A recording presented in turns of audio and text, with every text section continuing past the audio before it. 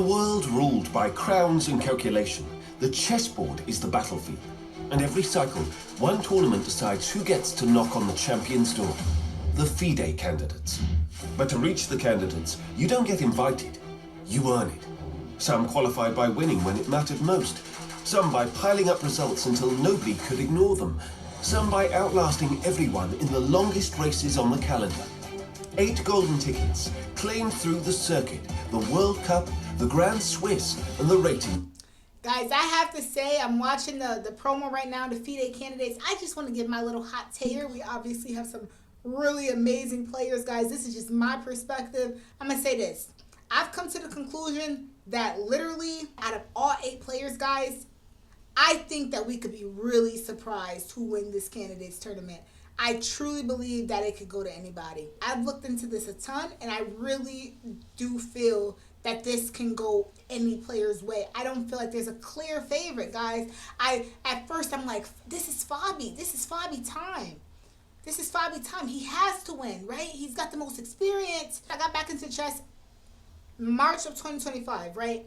And I am like, if you guys watch my channel, follow me at all, you guys know how much I love the game of chess. I am a player and I am a fan. I've watched previous candidates tournaments. I have looked into world championship matches, right, guys? So in doing that, I originally, in my research and watching everybody play and just looking at the recent performance and looking at how the way they've been playing chess, I honestly feel like this particular candidates tournament can go either which way. I think that somebody who we don't expect to win this tournament is going to win. That's my hot take. My hot take for the FIDE candidates in 2026 is that it could literally go to any one of these 8 players, depending on who has a great tournament. That's my hot take. My hot take is that this could literally go any way.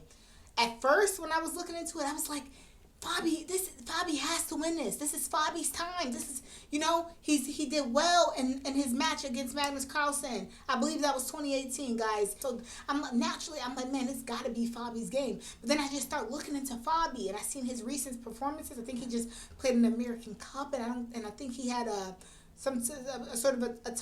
he's had some tough games in the American Cup. Then I took a look at his score against. I think Fabi's a really great player. Like, I really like this style. I like the way he played chess. It just seemed fundamentally sound. It seemed like he had his things together. So I'm like, man, this is Fabi time. But then I watched some of his games against Hikaru, some of his classical games against Hikaru. They go back and forth. And I think actually Hikaru gets the edge on him. So I'm like, yeah, I don't know. Then I'm like, yeah, I know Hikaru's a favorite, but I just feel like sometimes Hikaru, he could be very, very tactical and take a lot of risky chances, right? So that leads me to believe, like, it could really go either which way for all of these guys.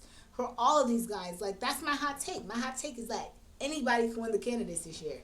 And I think that's what's going to happen. I don't think the clear favorite, most people are saying Fabi. I don't know if it's going to go that way. Of course, if he has a great tournament, he's going to win. But I'm saying it could go either which way. I've watched a lot of prediction. I've watched Gotham Chess. I've watched a lot of YouTubers like myself. I've seen a lot of people do predictions, and I really, really believe that the candidates could go to any one of these 8 players, depending on who starts off strong and have a great tournament. I was like everybody else. Fabi should win. Fabi should win. And still, like, you know what I mean? He's got the most experience. Hikaru plays a ton online now. He's not playing much classical chess. I think it was straight gangster how Hikaru got into the tournament to begin with. I love his route that he took to get to the candidate tournament. He did what he had to do. He played in the required amount of tournaments. So I thought that was solid. But I don't know. I think that this could really go either which way. And I think that we will be surprised as to who win the candidates tournament in 2026. That is my hot take. Literally, it can go anybody's way. So, I'm looking forward to seeing it, guys. You know me. I'm going to be watching it, trying to take my little takeaways away. I want to learn from these guys. I want to see what happens. So, I'm excited to watch the FIDE candidates 2026. Let me know. Who do you guys predict is going to win? Who do you think is going to win the candidates this year? Who? Because if you ask me, it can go any which way. I was just like everybody else.